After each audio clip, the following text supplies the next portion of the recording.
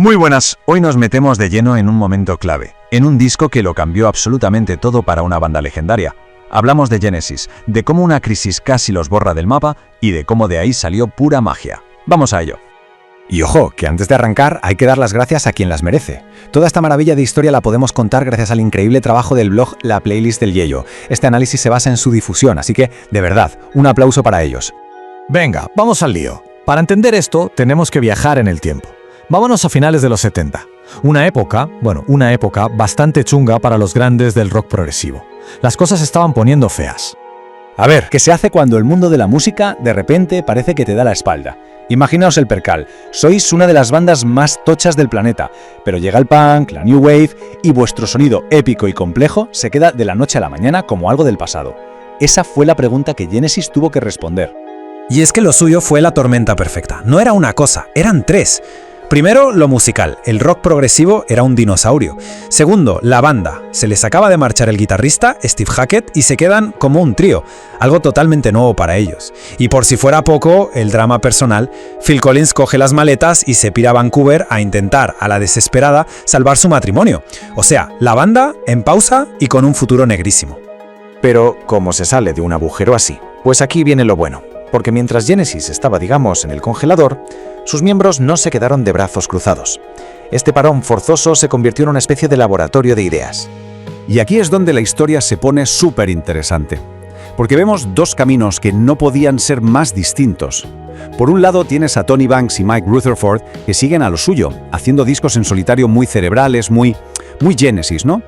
Y por el otro lado está Phil Collins, solo lidiando con su divorcio y componiendo canciones que eran todo lo contrario, directas, pop, pura emoción a flor de piel. Dos mundos a punto de chocar. Esta cronología lo deja clarísimo. Principios del 79, cada uno a su bola.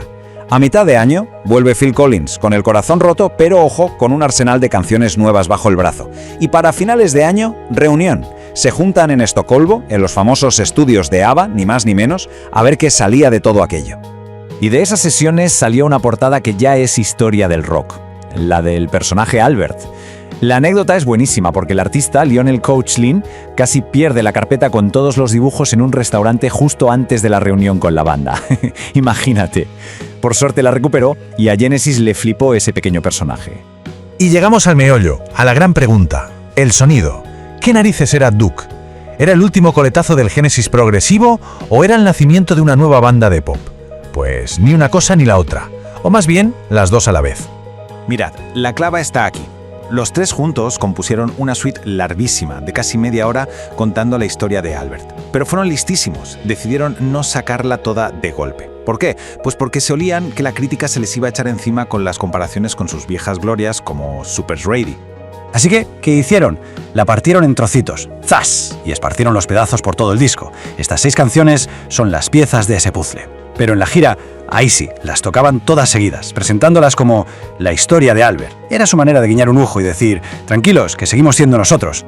Claro, que entre esos trozos de suite colaron las canciones que cada uno traía de casa. Y ahí es donde explota el nuevo sonido Genesis. Misunderstanding, una de las de Phil, era pop con mayúsculas, sonaba casi a los Beach Boys. Duchess fue de las primerísimas canciones en usar una caja de ritmos tan a saco. Las letras, de repente, hablaban de cosas reales, cercanas.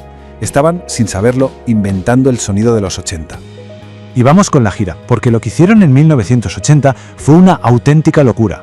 Cuando todo el mundo esperaba que fueran a recintos más grandes, ellos hicieron justo lo contrario. Después de años tocando para multitudes en estadios, decidieron volver a los orígenes. Se metieron en una gira por teatros y salas pequeñitas por todo el Reino Unido. Sitios de 800, 2000 personas. Querían volver a sentir al público de cerca, mirarle a los ojos. Y esto es increíble. 3 libras, lo que costaba una entrada para verlos en el Lyceum de Londres. 3. Es que es de risa pensarlo hoy. La peña se pasaba la noche en la calle, durmiendo sobre cartones para pillar una. Era otro rollo, otra conexión. Y los conciertos, claro, eran una bomba. Este fan lo clava. Phil Collins se desató. Ya no estaba anclado a la batería todo el rato y se convirtió en un frontman brutal. Tenía una energía, era pura dinamita en el escenario. Fue mágico. Vale, mucha reinvención, mucha gira íntima, ¿pero funcionó? ¿La jugada les salió bien? Pues vaya si les salió bien. Y este gráfico lo dice todo. Después de toda una carrera con discos que son clásicos del rock, Duke fue su primer número 1 en el Reino Unido. El primero.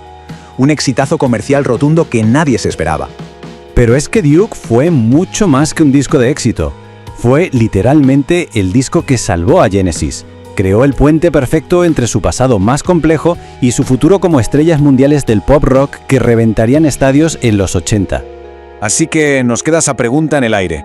¿Fue Duke el disco en el que Genesis se vendió, como dicen los más puristas, o fue una jugada maestra, una adaptación brillante que les permitió no solo sobrevivir, sino conquistar el planeta? Ahí lo dejo. Y con esa reflexión nos despedimos.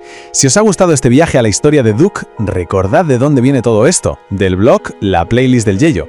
Si queréis más historias de música contadas así de bien, ya sabéis dónde buscar. ¡Hasta la próxima!